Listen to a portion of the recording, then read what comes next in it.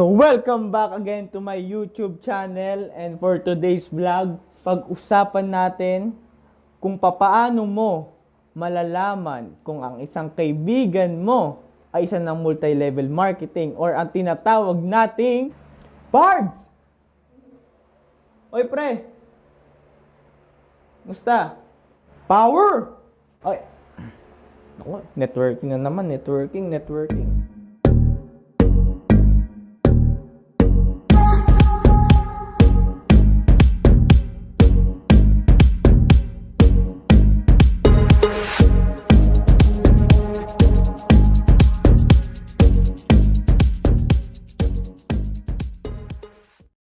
Guys, networking days. Naalala ko yung mga panahon na nag-networking pa ako. At 90% walang sumama. Ito yung mga panahon na college days pa ako at nagsimula akong pumasok sa isang networking. Mga panahon kasi before, daming kumakalat, nakala mo mga kabote, naglalabasan kung ano-ano mga networking, kaya maraming nababalita ang networking ay isang scam, which is hindi dapat. Kasi ibang bansa, ang networking ay ka-respect na company at maraming pumapasok sa atin ang talaga nagmumukhang scam. Sasabihin ko sa inyo paano malalaman kung ang isang kaibigan mo ay pumasok sa isang networking. Number 1, bigla kang kakamustahin. Magkakilala kayo ng kaibigan mo, pero hindi kayo yung masyadong close na lagi kayong magkasama or tambayan. Bigla lang siyang out of fucking nowhere, bigla siyang magchat-chat na kamusta ka na, anong pinagkakabalahan mo, may income ka ba, at sapat na ba yan sa pambayad sa pang-araw-araw mo? Ito pa, kontento ka na ba? Ayan yung mga words nila. Doon mo palang malalaman kung masok na sila sa isang multi-level marketing or networking cards. Number 2, magpapasama. Bigyan kita sample. Oy pre, kamusta ka na? Ayos na pre. Pre, magpapasama sana ako sa iyo eh. Ano yun? Hindi kasi pre, mayroon akong tawag nito, meeting. Wala akong kasama, kailangan ko ng kasama, pards. Ah, ganun ba? O sige, free naman ako, sasamahan kita. Ayan na. Pag ikaw sumama, biktima ka na, pards. Hindi ka makakauwi nang hindi ka mapapasabi ng oo. For sure! Ito lang yan, mapapa-oo ka o ikaw mawawalan. Number 3, inuman daw. Bigyan kita sample. Pre, samahan mo ako dun oh. Saan pre? Inuman pre, wala kasi akong kasama, baka mamaya malasing ako dun eh. O sige pre, sama kita. Inuman pards, inuman daw. Nako, tepok na. Number 4, ito yung mga kaibigan mo kahit kailan hindi ka nilibre. Pero ngayong panahon na to, na pumasok sila sa isang multi-level marketing, uso na sa kanila libre. Libre kotse. Libre pangarap. Taas income. Lifestyle. Oh shit. Nilibre ka niyan.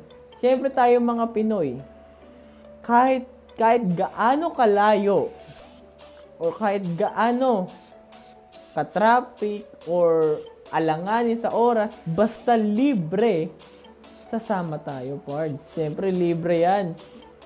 Tatanggihan mo pa ba ang libre? Basta sumama ka lang. Sagot na nila lahat.